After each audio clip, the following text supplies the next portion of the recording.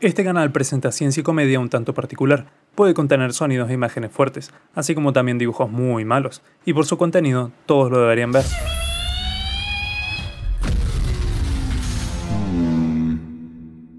Muchas veces se dice que la vida no es fácil, cosa que es muy cierta. Ya lo vemos en documentales de herbívoros cuando son cazados o en documentales de cazadores cuando no logran atrapar a su presa, lo que en parte nos hace pensar que el tener suerte en la vida depende del contexto en la que la observamos, es decir, que el animalito sea comido es malo para él, obviamente, porque se muere y se lo están comiendo, mientras que al mismo tiempo esto significa que nuestro otro amiguito va a vivir un día más, o quizás incluso pueda llegar a alimentar a su familia de futuros asesinos. Aunque sin duda esto nos hace agradecer que no nacimos como algún otro animal, sino como seres humanos, aunque eso trae muchas otras cosas en nuestra contra. Por ejemplo, el usar el transporte público, o peor aún, nacer en Latinoamérica. Pero bueno, no es tan mala la vida, supongo. Después de todo, puedo comer con naturalidad, puedo caminar sin problemas, así como también puedo salir en público sin que mucha gente se horrorice. Supongo que saben a dónde va todo esto. Hay veces que desde incluso antes de nacer nuestra vida está decidida, y no me refiero a dónde viviremos o quiénes serán nuestros futuros padres, sino porque nuestro único y propio cuerpo puede poseer errores incorregibles. En este video veremos un par de enfermedades genéticas humanas que pueden afectar a sus portadores de maneras muy diversas e incluso mortales. Pero antes, para ponernos a todos en contexto, vamos a repasar qué es una enfermedad y qué tiene de particular el término genético. Empecemos con las enfermedades. Si hemos de definirlas, sería algo como la alteración o desvío de las condiciones normales del estado fisiológico de una o varias partes del cuerpo, siendo causadas por fuentes y orígenes normalmente conocidos, a lo que además se manifiestan síntomas y signos distintivos, con una evaluación a futuro previsible. Lo que se traduciría básicamente a que las enfermedades tienen un único origen conocido, con signos y síntomas claros, y un tratamiento, así como previsibilidades con respecto a la misma. Con esto en mente tenemos un concepto definido, y como sabemos, las enfermedades pueden venir de muchos lados y de muchas maneras, ya sea por microorganismos dañinos como lo pueden llegar a ser hongos, bacterias y virus, o por causas físicas y químicas en un origen, como diversos accidentes, y así hay miles de ejemplos si es que nos ponemos finos con las causas y orígenes. Pero sin duda una de las causas menos entendidas y quizás más injustas de todas son las enfermedades que están relacionadas con la genética misma. Esto ya lo expliqué antes, pero lo explicaré las veces que sea necesario, así ustedes aprenden y yo alargo el guión, y tengo excusas para hacer más dibujitos. Seguramente han escuchado hablar del ADN, el ácido desoxirribonucleico. Quizás si están un poco más interesados en el tema también han escuchado del ARN, el ácido ribonucleico, que son macromoléculas biológicas que codifican, es decir, ordenan al cuerpo, a crear distintos y diferentes aminoácidos que terminan por formar proteínas muy específicas y útiles para el cuerpo. Y también existe la posibilidad de que ustedes estén 100% metidos en estos temas y sepan de la existencia de cientos de cositas más que afectan también a la creación de estos aminoácidos. Todas estas cositas aportan a lo que se llama el material genético, cosa que todos los seres vivos tenemos, y la diferencia entre secuencias de estos mismos son las cosas que nos hacen humanos, básicamente, y no tomates. Lo que significa que un pequeño cambio en cualquier secuencia puede ser terriblemente detrimental para la vida, y estos cambios, por más minúsculos que sean, llevan el nombre de mutación. Estas mutaciones pueden darse por diversos motivos, quizás el que más gente tiene en mente son las mediadas por el daño que sufre el ADN en las radiaciones ionizantes, ya sean por residuos o accidentes con material radiactivo, o incluso sea por el daño que el mismo sol le hace a nuestra piel. Aunque las mutaciones pueden ocurrir por muchos motivos, la realidad es que todos somos mutantes. Todos tenemos cientos de mutaciones únicas, algunas perceptibles como los ojos azules, otras beneficiosas como el tolerar los lácteos, otras realmente no tienen efecto alguno y no se expresan mucho, y otras que nos condenan para toda la vida, que por esto mismo puede no ser una vida larga. ¿Qué culpa tiene alguien de nacer condenado por su propia genética? Y para empezar vamos a partir de acá, de la oscuridad y del color negro, con la alcaptonuria. La alcaptonuria es una enfermedad genética rara que ocurre entre una de 250.000 personas. Curiosamente, esta enfermedad es asintomática en niños y jóvenes adultos, aunque es muy posible que su orina pueda llegar a tornarse marrón e incluso un negro similar a la tinta si es que es recolectada y expuesta al aire. Pero esto no es lo único que puede tornarse negro. Junto a esto, se puede observar una pigmentación en lugares como el cartílago de la oreja, otra clase de cartílagos, incluso en parte de los ojos. así como eventualmente a lo largo de todo el cuerpo. La gran mayoría de personas que sufren de esta enfermedad recién luego de los 30 años empiezan a desarrollar los síntomas como tal, que incluyen entre ellos dolor en aquellas articulaciones que son las que soportan el peso del cuerpo, como pueden ser las rodillas y las caderas, así también como la espina. Y esto es solo el principio de lo que puede convertirse en un dolor tan severo que puede afectar la habilidad de trabajar de la persona o incluso de llevar una vida normal, llegando a poder provocar incluso movimientos reducidos en lo que es la caja torácica y afectar así la correcta respiración de una persona, así como también incluso se puede ver comprometida la densidad mineral de los huesos, pudiendo generar una mayor probabilidad de fractura, así como daños en los tendones y músculos. Y esto es solo una de las cosas que pueden suceder. Otras de las tantas cosas que suceden en el cuerpo al tener alcaptonuria afecta directamente al corazón, particularmente a las válvulas del mismo, como la aorta y la mitral, y en casos severos es necesario un reemplazo de válvula. Asimismo, hasta un 40% de los individuos pueden presentar irregularidades en su ritmo cardíaco y un 10% puede llegar a presentar fallos cardíacos. Y para terminar de rematar todo esto, también es posible desarrollar piedras en los riñones y en la vesícula biliar, las glándulas salivales y hasta en la próstata en caso de los varones. Y ahora, ¿por qué ocurre todo esto? Bueno, como he dicho, la alcaptonuria es una enfermedad genética rara. Como tal, es conocida como una de las tantas enfermedades recesivas, en las cuales una persona sí o sí necesita heredar ambas copias cromosomales de sus padres. Como dato curioso, existe una mayor probabilidad de encontrar personas que sufran alcaptonuria en países como Eslovaquia y República Dominicana, significando que hay una mayor prevalencia de esta enfermedad en estos países. La enfermedad como tal es causada por una mutación específica en el gen HGD, que codifica para la enzima homogentisato 1,2-dioxigenasa. Este cambio en los genes genera que el cuerpo pase a producir esta enzima de manera defectuosa, siendo que el uso que el cuerpo le da a esta enzima está dado en la metabolización de ciertas sustancias. Una de ellas es el ácido homogentísico. Es una sustancia intermedia que no debería acumularse en el cuerpo, sino que debería convertirse en otra cosa. Pero por la defectuosa enzima, eventualmente el ácido homogentísico no se elimina como debería y queda acumulado en el cuerpo, hasta unas 100 veces más de lo que debería. Este mismo ácido, al oxidarse, forma el alcaptón, el cual es una sustancia sumamente oscura. Por esto mismo puede verse estas manchas oscuras en diversas partes del cuerpo, así como también en los huesos y en los músculos. Esta enfermedad puede ennegrecer tus interiores. De igual manera, se ve eliminado en grandes proporciones mediante la orina, siendo ahí el momento en el cual, luego de estar en contacto con el aire, se oxida y se torna oscuro. Pero el verdadero problema de todo recae en el ácido, no en su forma oxidada, porque al no abandonar el cuerpo, el mismo puede formar pequeños polímeros que son depositados en el colágeno, la proteína que forma parte prácticamente de todo el cuerpo, ya sea de la piel, de los huesos, de los vasos sanguíneos, en los tendones, ligamentos o cartílagos. Donde busques vas a encontrar colágeno, y es en el colágeno donde, como dije, se acumulan estos polímeros, haciendo que se vuelva un colágeno mucho más débil y quebradizo. Aunque cabe aclarar que si uno lleva a cabo los tratamientos y se cuida bien, es muy posible llevar una vida lo más normal. Son raros los casos que presentan mortalidad asociada a esta enfermedad.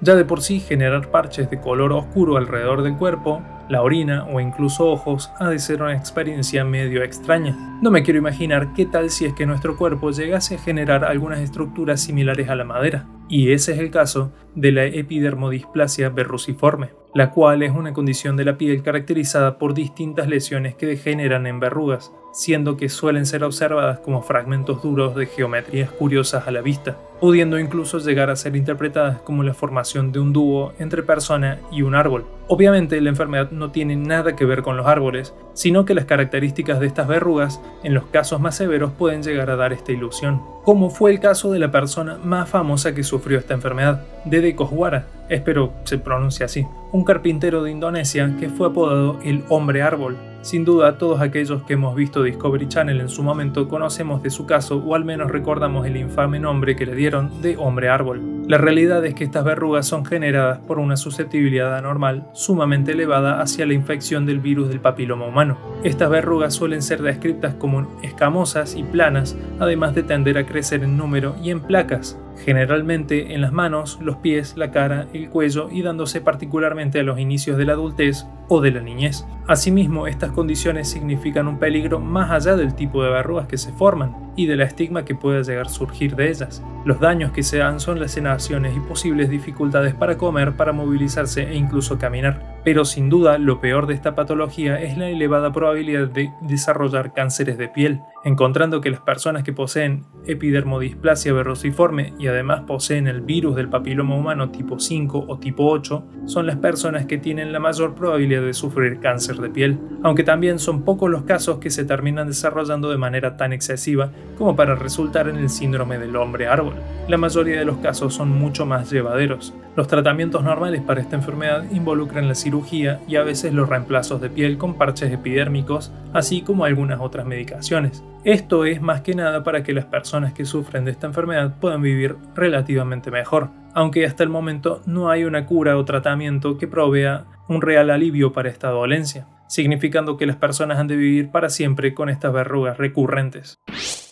La genética detrás de esta enfermedad involucra de manera mayoritaria una variación que vendría a clasificarse como recesiva, aunque hay reportes de variaciones de esta enfermedad que pueden resultar ser dominantes, o sea que ambas pueden llegar a ser mediadas por los padres, e incluso así existen casos mucho más particulares que son variaciones atípicas de esta enfermedad, las cuales pueden ser llevadas a cabo por distintas mutaciones genéticas en las que se afecta el sistema inmune. Lo particular entre estas mutaciones es que, como ya dije, las que son atípicas se van por el lado del sistema inmune, mientras las que se denominan como clásicas, es decir, las mediadas por los padres, afectan a un trío de genes, los genes EBER1, EBER2 y CIB1, de entre los cuales los EBER son adyacentes el uno al otro en el cromosoma 17 de los seres humanos. Estos genes regulan la distribución del zinc en el núcleo de las células, siendo que el zinc juega un importante rol como cofactor para las proteínas virales, significando que esta disrupción en la concentración normal de zinc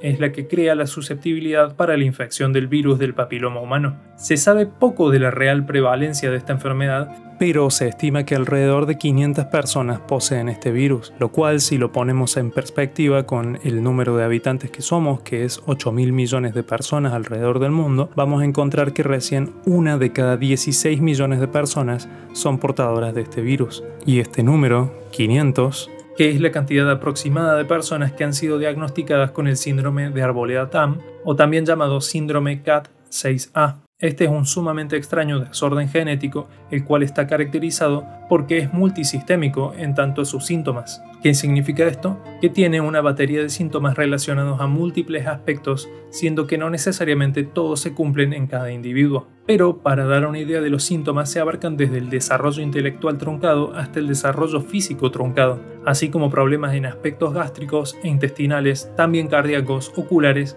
o incluso referentes al rostro. E incluso algunos otros síntomas pueden darse de manera menos común, como lo pueden ser el autismo, la epilepsia y una particular predisposición a las infecciones virales. La naturaleza de esta enfermedad es tan esquiva y tan escasa que lo poco que se sabe es que la causa es por una mutación en el gen CAT6A. A diferencia de los dos casos anteriores, esta enfermedad no tiene que ver con respecto a los padres, sino que simplemente se da, siendo de carácter esporádico, aunque existe una variante que sí deriva de la herencia de los padres. Tantos son los síntomas y signos que se observan a lo largo de toda la enfermedad que la única manera de realmente diagnosticarla correctamente es mediante la secuenciación génica del individuo sospechado. Este gen, el CAT6A, codifica una proteína del mismo nombre, la cual está involucrada en el control de la producción de proteínas de otros genes. Por lo tanto, cuando hay un problema con este gen y esta proteína en particular, los problemas se pasan a todos lados. Para dar un ejemplo un poco más claro, es como si al tratar de construir una casa, todos los ladrillos ya vinieran fallados, pudiendo afectar de muchas maneras la construcción de la misma.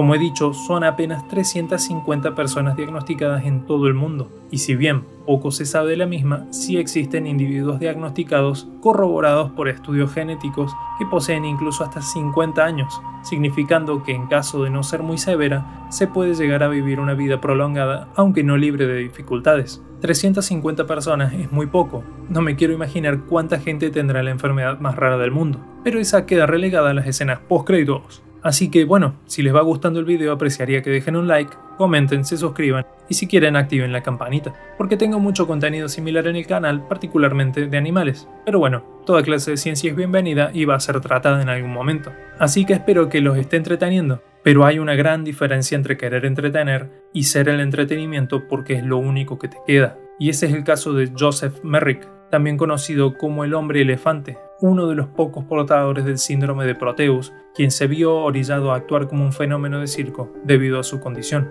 Joseph Carey Merrick fue conocido como el hombre elefante en los últimos años de su vida, que no fue larga, habiendo nacido en Inglaterra el 5 de agosto de 1862 y muriendo el 11 de abril de 1890, con 27 años, siendo que el síndrome de Proteus también tiene otro nombre, que es el de gigantismo parcial. Así como suena de particular es la enfermedad, presentando crecimientos anormales alrededor de todo el cuerpo. Estos crecimientos se expresan al poco tiempo de nacer, alrededor de entre 6 meses a 1 año de vida.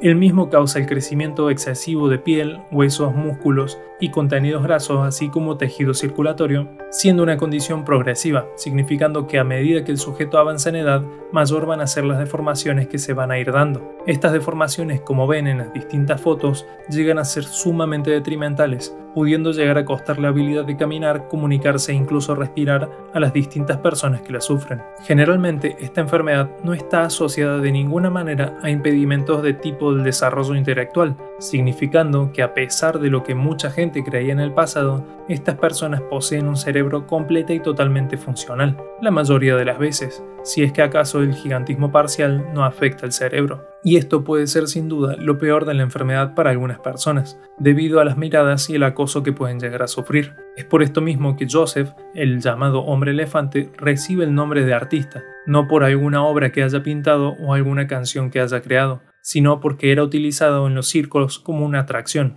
es decir, que el pobre Joseph era utilizado como un simple hazmerreír, por lo que la gente pagaba para ver y horrorizarse. Tanto así que él tenía que usar una capucha y una gorra personalizada, donde su rostro era completamente ocultado para llevar una vida un poco más llevadera. Su causa de muerte fue relacionada a la misma enfermedad, siendo que fue encontrado una mañana muerto por asfixia, aunque por lo que es más recordado por aquellos quienes han logrado conocerlo personalmente, es su carácter dulce y educado. Desde que el síndrome de Proteus adquirió el estado de reconocido como tal en 1979, solo se le han atribuido a 200 personas en el mundo, siendo que únicamente existen alrededor de 120 vivas actualmente, sospechándose algunos casos extra que no han sido diagnosticados. Siendo que estos individuos afectados poseen, además de los crecimientos parciales mencionados, también tienen un riesgo elevado de desarrollar megaencefalopatías unilaterales, tumores testiculares en los ovarios y el cerebro, entre otros. ¿Pero qué lleva a este síndrome a desarrollarse en un primer lugar? Bueno, el mismo es una mutación somática, es decir, que no tiene que ver con los padres. Simplemente se da luego de la concepción, siendo detectada que esta mutación se da en el gen AKT1, cosa que para este momento ya no ha de ser sorpresa, codifica una proteína del mismo nombre, la cual tiene una gran importancia en la regulación del crecimiento, división y muerte celular, cosa que lleva a las células a crecer de manera exagerada y también dividirse de manera exagerada. Y sí, para los más observadores, este gen es además un oncogen, significando que alteraciones en el mismo pueden llegar a causar cáncer. Esta mutación recién fue determinada en el año 2011, cosa que ha sido de gran ayuda para desarrollar tratamientos, los cuales buscan desarrollar un inhibidor de la AKT1, porque su presencia es superior a lo que debería en un cuerpo humano relativamente normal. Pero al ser un descubrimiento tan reciente, los estudios genéticos y de campo que son necesarios van a tardar un tiempo más. Y bueno, de más está decir que este video no fue ni busca en ningún momento reírse con la pobre gente que sufre estas enfermedades. Y seguramente ustedes se preguntarán, como yo también lo hice, ¿qué culpa tiene alguien de nacer condenado por su propia genética?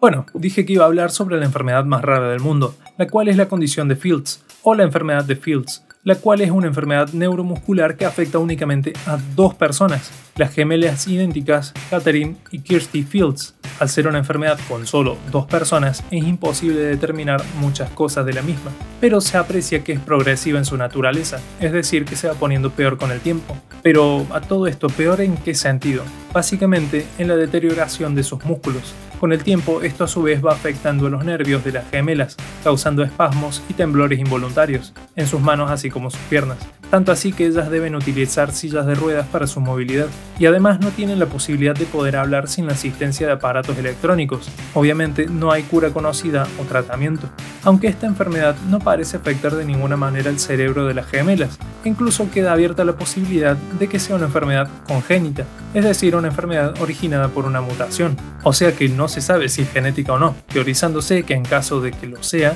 y alguna de ellas logre tener descendencia, puede llegar a pasarse a sus hijos. Y seguramente hoy notaron nuevamente un artista invitado, siendo que en el caso de hoy prefirió mantenerse en el anonimato. Si te gustaría aportar con ilustraciones a los videos, te invito a unirte al servidor de Discord del canal, que está en la sección de...